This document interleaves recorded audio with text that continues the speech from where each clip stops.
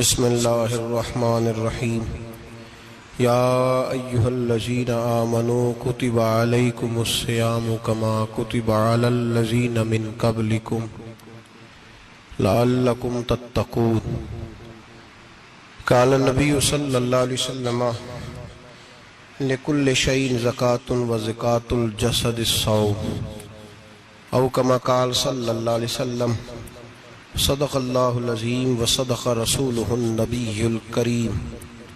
ان اللہ و ملائکتہ یصلون علی النبی یا ایہا الذین آمنوا صلوا علیہ وسلموا تسلیما۔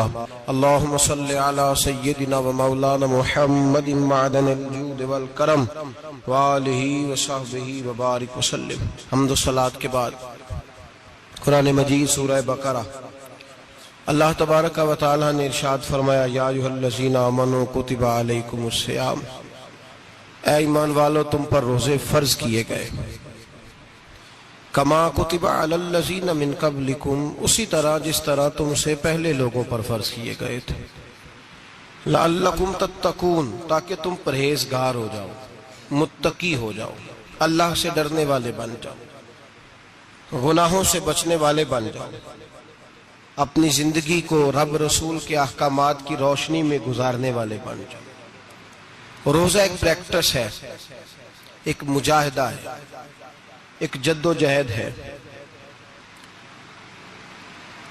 جد و جہد کس چیز کی؟ اللہ کی رضا کے مطابق اپنے آپ کو ڈھالنے کی جد و جہد۔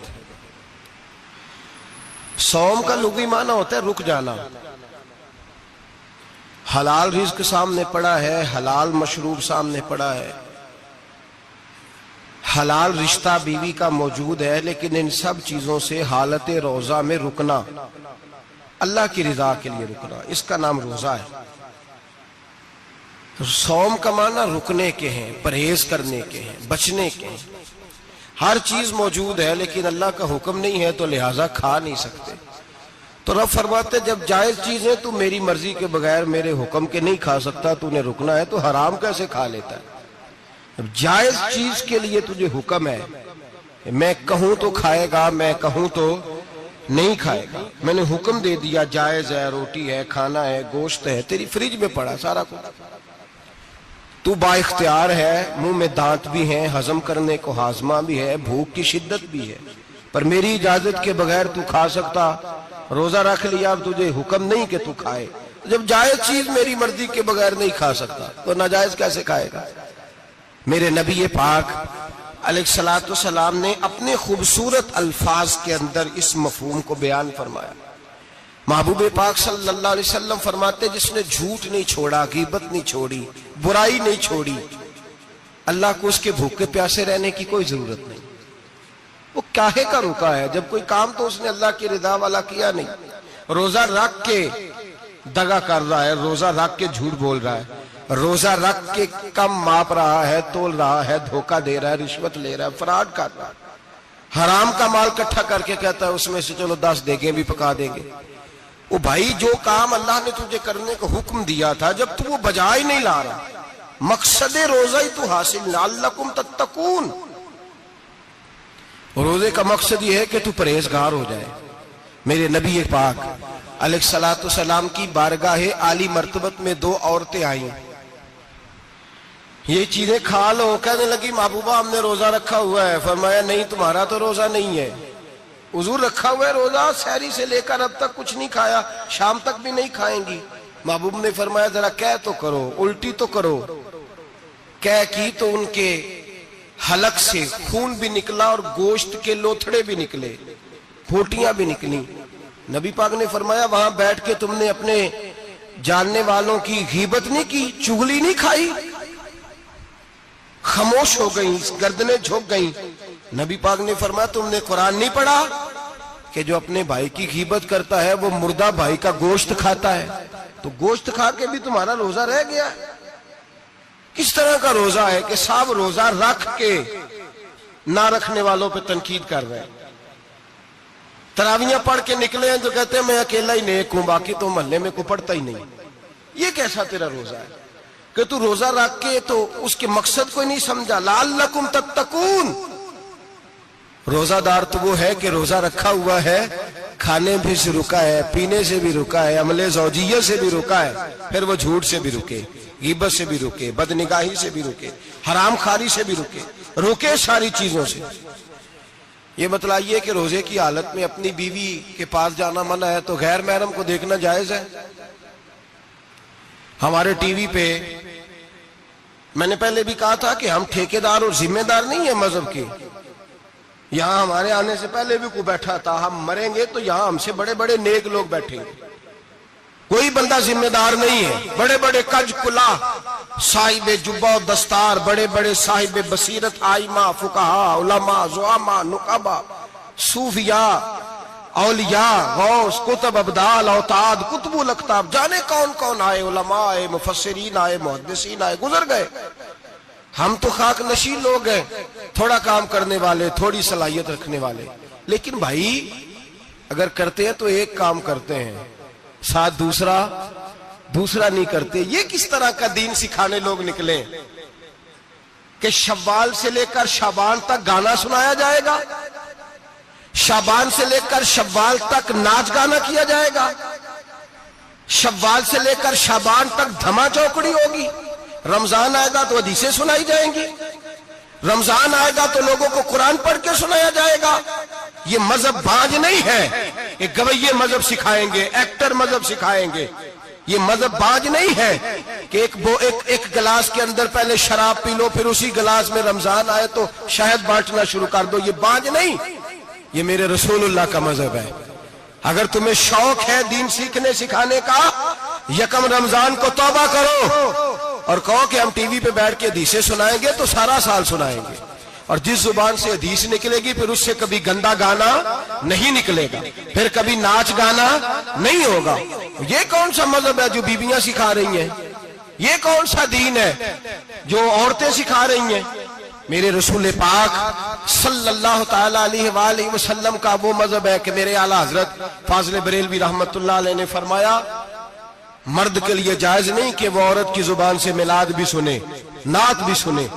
مرد کے لیے جائز نہیں، مرد کو مرد سکھائے گا، عورت سکھائے گی تو عورتوں کو سکھائے گی۔ بے شک آپ سویرے فتویٰ دیجئے کہ چھوٹی سی مسجد میں بیٹھ کے، چھوٹے سے کونے میں بیٹھ کے چھوٹا سا مولوی، اور وہاں تو اتنے بڑے مفتی ٹی وی پہ بیٹھے ہوئے، وہ غلط ہے تو صحیح ہے، کیسے ہو گئے؟ سنو، میرے نبی پاک علیہ الصلوۃ والسلام کے مذہب کا حسن یہ ہے کہ اسلام کہتا ہے ایک نظر بی بی کو دیکھا کسی نے غلطی سے تو معافی ہو جائے گی، دوسری نظر شہوت سے دیکھا تو حرام ہے اس کے لیے، وہ پاکستان کا مولوی ہو یا سعودی عرب کا شاہ ہو، کسی کے لیے عورتوں کے بیچ پھرنا اٹھنا بیٹھنا جائز ہے۔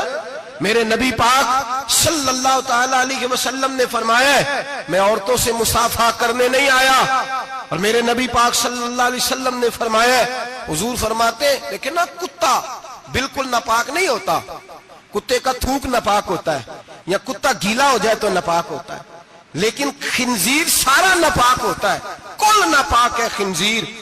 نبی پاک نے فرمایا خنزیر بھی ہو اور گند میں لتھڑا ہوا بھی ہو، پیشاب میں لتھڑا ہوا ہو، گوبر میں لتھڑا ہوا ہو، پخانے اور فضلے میں لتھڑا ہوا خنزیر ہو، اس کا جسم تیرے ساتھ ٹکرا جائے تو اتنا برا نہیں جتنا غیر محرم عورت کا وجود تیرے ساتھ ٹکرا جائے تو برا ہے۔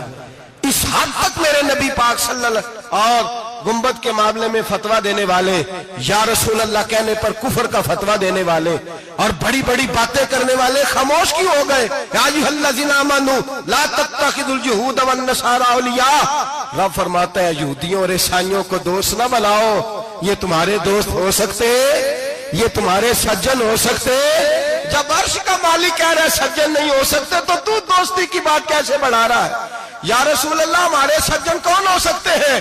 فرمایا تمہارا دوست وہ ہو سکتا ہے جو محمد عربی کا غلامی کرنے والا ہو، جو رسول اللہ کی نوکری کرنا ہو دوست ہوگا، دوسرا دوست ہو سکتا؟ کوئی ایکٹر مذہب نہیں سکھائے گا، کوئی گویہ مذہب نہیں سکھائے گا۔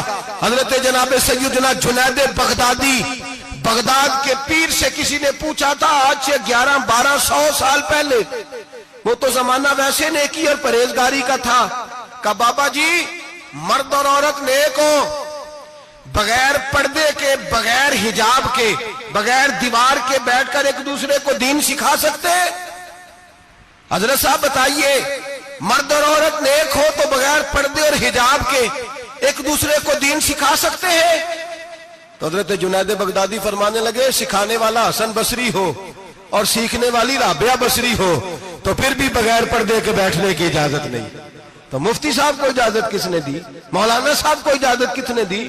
بڑا وہ نہیں ہوتا جو ٹی وی پہ زیادہ آتا ہے، بڑا وہ ہوتا ہے جو رسول اللہ کے دین پہ عمل زیادہ کرتا ہے۔ حضرت عبداللہ ابن مسعود رضی اللہ تعالیٰ عنہ فرماتے، زیادہ باتیں کرنے والا عالم نہیں ہوتا۔ حضور پھر عالم کون ہوتا ہے؟ فرمایا پڑھو قرآن، انما یخشی اللہ من عبادہ العلماء۔ فرمایا بڑا عالم وہ ہوتا ہے جو اللہ سے زیادہ ڈرتا ہے، اس لیے کہ رب فرماتا ہے میرے بندوں میں سے جو عالم وہ ہے جو اللہ سے زیادہ ڈرتے ہیں، خوف رکھتے ہیں۔ تو میرے بھائی، رمضان المبارک میں بچنا ہے، پرہیز کا وقت ہے، تو کوئی شخص بھی کوئی شو نہ دیکھے، میری منت ہے آپ حضرات، کوئی شو نہ دیکھے۔ عورت کا تو پردہ ہے، تو ہمیں تو تماشے پہ لگا دیا گیا، عجیب قسم کے ایکٹر آ گئے اور مذہب سکھا رہے ہیں۔ میری اپیل ہے آپ سے کہ سحری افطاری کے وقت ٹیلی ویژن بند رکھیں۔ کیا چیز کھول کے رکھیں؟ یا قرآن کھول کے رکھیں یا رسول اللہ کا فرمان کھول کے رکھیں۔ اللہ رسول کی طرف توجہ رکھیں، وہ سیکھنے سکھانے کا وقت ہے۔ چھوڑیں، گویوں سے دین سیکھا جائے گا، ہمیں کوئی شکوہ نہیں، یہ پکی توبہ کریں، سویرے آئیں آ کے دین سکھائیں۔ اور میں ان سے بھی اپیل کروں گا کہ آؤ دین سکھاؤ۔ حضرت فضیل بن عیاض فرماتے ہیں میں ڈاکو تھا، کبھی کبھی چھپ چھپا کے جمعہ پڑھا کرتا تھا، پھر میں نے توبہ کی تو سچی توبہ کی، پھر میں نے توبہ کی تو رب کو راضی کرنے والی توبہ کی، پھر میں نے توبہ کی تو چھوڑی ہر شے، غریبوں کا لوٹا ہوا مال واپس کیا، جس کے پیسے نہ دے سکا اس کے گھر میں جا کے اس کی بھینسوں کو چارہ ڈالا، اس کے اونٹوں کی خدمت کی، میں نے قرضے چکائے۔ فرمایا میں سچی توبہ کر کے مسجد آیا، جس خطیب کے پیچھے میں جمعہ پڑھا کرتا تھا وہ میرے ہاتھ بیعت کر کے مرید ہو گیا۔ اللہ تبارک و تعالیٰ نے اپنے بندوں کے دل میری طرف پھیر دیے، پھر تمہیں اس میں انعام دینے کی ضرورت نہیں پڑے گی، پھر تم کٹیا نشین بن کے بھی دین پھیلاؤ گے تو اللہ اس میں تاثیر پیدا فرما دے گا۔ تو روزے کا معنی رکنا ہے، روزے کا معنی بولیے، روزے کا معنی رکنا، کس سے؟ جھوٹ سے، غیبت سے، بدی سے، بدنگاہی، کھانے پینے۔ روزہ کس پہ فرض ہے؟ امیروں پہ کہ غریبوں پہ؟ جی کہنے نے میرا تو کام ہی محنت مزدوری والا، میں کیسے روزہ رکھوں؟ میں تو دیہڑی لگاتا ہوں تو روزہ کیسے رکھوں؟ میں نے نہیں کسی حدیث میں پڑھا کہ روزہ وہ رکھے جو دفتر میں بیٹھتا ہے۔ صحابہ کے زمانے میں تو دفتر ہوتے ہی نہیں تھے، کسی جگہ نہیں لکھا ہوا روزہ وہ رکھے گا جو اے سی میں بیٹھتا ہے، تب تو اے سی تھے ہی نہیں۔ حضرت ابوبکر صدیق رضی اللہ تعالیٰ عنہ سے لے کر جناب بلال تک سارے اپنے ہاتھ سے کام کرتے، سارے اپنے ہاتھ سے کام کرتے، سارے۔ حضرت عمر فاروق رضی اللہ تعالیٰ عنہ خلیفہ وقت ہونے کے باوجود مال غنیمت کے اونٹ چرنے جاتے تھے تو چراگاہ میں چھوڑنے میں جاتے تھے، لینے بھی آتے تھے واپس۔ سارے لوگ اپنے ہاتھوں سے مشقت والے کام کرتے، حضرت بلال مزدوری کرتے، سلمان فارسی مزدوری کرتے، مقداد مزدوری کرتے، صحابہ مزدوریاں کرتے، روزے رکھتے۔ اور رمضان کے جانے کا وقت ہوتا تو در رسول پہ کھڑے ہو کے عرض کرتے محبوبہ دل نہیں بھرا، دل کرتا ہے کبھی رب سارا سال ہی روزے عطا کرے، سارا سال رمضان دے تو ہم سارا سال روزے رکھنے کو تیار ہیں۔ جذبہ تھا، طاقت تھی، ہمت تھی۔ آج نوجوان لڑکا ہے کہتا ہے مجھ سے بھوک برداشت نہیں ہوتی۔ میرے بھائی رب بیماری لا دینا، اللہ سے دعا مانگے اللہ شفائیں عطا فرمائے، اور دعا کریں اللہ آزمائش سے محفوظ فرمائے۔ آپ یقین کریں میں نے لوگوں کو دیکھا ہے حلق سے قطرہ نہیں اترتا، خوراک کی نالی لگی ہوئی ہے، اعلیٰ غذائیں پکی ہوئی پڑی ہیں، عرش کا مالک کہتا ہے میں تیرے حلق سے گزرنے نہیں دوں گا، قانون بن گیا۔ میں نے دیکھا ہے ڈرپ پہ لوگ زندہ ہیں، بوتل لگی ہوئی ہے، گلوکوز کی، گزارا چل رہا، اعلیٰ غذائیں پڑی ہیں، لاکھوں روپیہ تجوری میں پڑا ہے۔ مالک کہتا ہے تو نہیں کھا سکتا، تو وہ کھانے نہیں دیتا، نہیں کھانے دیتا۔ ایک شخص یورپ کے علاقے کا، میں کسی کالم نویس کا پڑھ رہا تھا، وہ کہتا ہے میری خربوں میں جائیداد ہے لیکن میرے معدے میں ایسی تکلیف ہے کہ میں آٹے کو چھان کر جو اوپر سے بورا نکلتا ہے صرف وہ کھا سکتا ہوں، اس کے علاوہ میں کائنات کی کوئی نعمت کھا نہیں سکتا۔ اور میرے بھائی وہ جب چاہے تو بڑے بڑے کھانے کھانے سے تجھے روک دے، تیرے دانت چبانے کے قابل نہ رہے، زبان نگلنے کے قابل نہ رہے، معدہ تیرا ہضم کرنے کے قابل نہ رہے، وہ جب چاہے تو جو مرضی کر لے، وہ کہتا چل تو میری مرضی پہ چلنا، 1 مہینہ میرے کہنے پہ نہ کھا، 1 مہینہ میرے کہنے پہ نہ کھا، تو یا اللہ تو کیا کرے گا؟ فرمایا صوم تصحو، میرے نبی پاک نے فرمایا تم روزے رکھو، اللہ تمہیں صحت عطا فرما دے گا، اللہ تندرستیاں دے دے گا، شفائیں دے دے گا۔ تم روزے رکھو، اللہ تمہیں، سبحان اللہ، اللہ تمہیں، اللہ طاقت دیتا ہے، ہمت دیتا ہے، اللہ ہمت دیتا ہے۔ میں نے دیکھا ہے، میں نے بزرگوں کو دیکھا ہے، ضعیف لوگوں کو دیکھا ہے، کمزور لوگوں کو دیکھا ہے، میں نے دیکھا ہے روزے رکھتے ہوئے، مزدوروں کو دیکھا ہے روزے رکھتے ہوئے۔ میں اپنے ابا جی کو کہتا ابا جی اتنی سخت گرمی اور مزدوری آپ کرتے اور مزدوری کے عالم میں روزہ رکھتے، تو کہتے پتر روزہ کی آندا ہے، روزہ کدوں کو جاندا ہے، روزہ اپنی جگہ تے، مزدوری اپنی جگہ ہوتے۔ اور کئی دفعہ مینوں فرمان لگے، مینوں یار سمجھ کوئی نہیں لگدی، پتہ نہیں روزیاں چ اللہ طاقت کتھوں دے چھڑدا ہے، اتنی زیادہ کام بھی زیادہ کریدا ہے تے روزہ بھی بھائی صوم تصحو، میرے مصطفیٰ نے فرمایا تو روزہ رکھ، اللہ تجھے صحت عطا فرما دے گا۔ رب تعالیٰ تجھے، یہاں ہوٹل کھلے ہوئے ہیں، یہاں عجیب حالات ہیں، ہوٹل کھلے ہوئے ہیں، لوگ بہانے ڈھونڈتے پھرتے ہیں، کہتے ہیں کٹ لگ گیا تھا، ذرا تھوڑا سا خون نکل آیا، سنی پلاس لگائی ہے تو روزہ نہیں رکھا، یہ ذرا مجھے تھوڑی دقت ہو گیا تو میں نے روزہ نہیں رکھا، کھانسی لگ گئی ہے تو روزہ نہیں رکھا۔ او خدا کے بندے، روزہ تو نعمت ہے۔ اور سبحان اللہ، میرے نبی پاک نے فرمایا لکل شیء زکات و زکات الجسد الصوم، فرمایا ہر شے کی زکات ہوتی ہے، وجود کی زکات روزہ ہے، روزے رکھو جسم کی زکات نکل جائے گی۔ فاقہ کرنا بھی میرے نبی پاک کی سنت ہے، مسواک کرنا بھی سنت ہے، اور فاقہ کرنا بھی، مسواک والی سنت زیادہ اپناتے ہیں لوگ، فاقہ کرنا بھی نبی پاک کی سنت ہے۔ ایک صاحب مجھے کہنے لگے جناب بیٹھ کے کھانا حضور کی سنت ہے، میں نے کہا کبھی کبھی نہ کھانا بھی نبی پاک کی سنت ہے، نہ کھانا بھی حضور کی سنت ہے۔ اور ہمارے فقہاء نے لکھا ہے جو روٹی زیادہ کھاتا ہے اس میں 2 باتیں پیدا ہو جاتی ہیں، کیا کیا؟ ایک بولتا زیادہ ہے، دوسرا سوتا زیادہ ہے، غافل ہو جاتا ہے۔ فقہ اور حکیم اطباء ڈاکٹر کہتے ہیں کہ پیٹ خالی رہے نا جس آدمی کا، اس کا حافظہ مضبوط ہوتا ہے، اس کے ذہن کی گرہ کھلتی ہے۔ زیادہ کھانے سے تو خماری چڑھتی ہے، دماغ ڈھونڈتے پھرنا روٹی کدھر سے آج اچھی ہے، گھر میں نہیں پکی تو ہوٹل چلے جانا، کھانے کے سوا اور کام ہی کوئی نہیں۔ اور صاحب میرے نبی پاک علیہ السلام نے فرمایا کافر 7 آنتوں سے کھاتا ہے، 7 آنتوں سے، اور فرمایا میرا مومن 1 آنت سے کھاتا ہے، اس کے وجود میں کھانے والی 1 آنت ہے، کافر 7 آنتوں سے کھاتا ہے۔ فاقہ کشی سے نورانیت پیدا ہوتا ہے، کم کھانا۔ دیکھیں نا نبی پاک صلی اللہ علیہ وسلم نے اللہ سے فاقہ مانگ کے لیا ہے، یا اللہ 1 وقت روٹی دے، 1 وقت کا فاقہ دے، مانگ کے لیا ہے نبی پاک نے، مانگ کے۔ حضرت ابو ہریرہ رضی اللہ تعالیٰ عنہ فرماتے ہیں بھوک زیادہ لگتی تھی نا جب مجھے، تو میں حضرت عمر سے، ابو بکر سے، عثمان، مولا علی سے کوئی مسئلہ پوچھ لیتا تھا، اور جب میں مسئلہ پوچھتا تھا تو وہ مجھے روٹی کھلا دیتے تھے، جب میں ان سے مسئلہ پوچھتا تو وہ مجھے، حضرت ابو ہریرہ فرماتے ہیں مجھے بھوک لگی، میں حضرت عمر کے پاس گیا، ان سے مسئلہ پوچھا، ان کا رواج تھا جب میں مسئلہ پوچھتا تو پہلے روٹی کھلاتے۔ ہمارے بزرگ یہ فرماتے ہیں کہ کھانے کھلا کے دین پڑھاؤ، صرف تمہارا کتب خانہ نہیں کھلا ہونا چاہیے، تمہارا دسترخوان بھی کھلا ہونا چاہیے۔ کسی نے نبی پاک صلی اللہ علیہ وسلم سے پوچھا تھا بہترین مسلمان کون ہے؟ حضور نے فرمایا جو سلام لینے میں پہل کرے اور روٹی زیادہ کھلائے، جو روٹی ہر وقت فکر کرے آ یار تو روٹی کھا لے، روٹی کھانے کی طرف توجہ دلائے۔ کھلانا سنت ہے، زیادہ کھانا اس میں بھی فرق رکھے۔ تو نبی پاک صلی اللہ علیہ وسلم کے صحابی حضرت ابو ہریرہ رضی اللہ تعالیٰ عنہ فرماتے ہیں میں نے حضرت عمر سے مسئلہ پوچھا، میں نے کہا حضور مسئلہ بتائیں، تو کہتے پہلے ان کی عادت تھی جب میں مسئلہ پوچھتا تو روٹی بھی کھلاتے، آج انہوں نے مسئلہ ہی بتایا ہے، روٹی کوئی نہیں کھلائی۔ تو مجھے کہنے لگے ابو ہریرہ تو سوچتا ہوگا روٹی نہیں اس نے پوچھی، تو نے کب سے کھانا نہیں کھایا؟ میں نے کہا آج صبح سے۔ تو جناب عمر کہنے لگے میں نے کل صبح سے نہیں کھایا۔ چل ابو بکر صدیق کے گھر مسئلہ پوچھتے ہیں، کہتے جناب صدیق اکبر کے دروازے پہ گئے، جا کر کے ان سے مسئلہ پوچھا۔ ان کی بھی عادت تھی جب کوئی مسئلہ پوچھنے جاتے تو دسترخوان بچھا لیتے، کہتے آؤ روٹی بھی کھلاتا ہوں مسئلے بھی بتاتا ہوں۔ کہتے ہیں گئے تو انہوں نے بھی مسئلہ بتایا، روٹی کوئی نہ پوچھی۔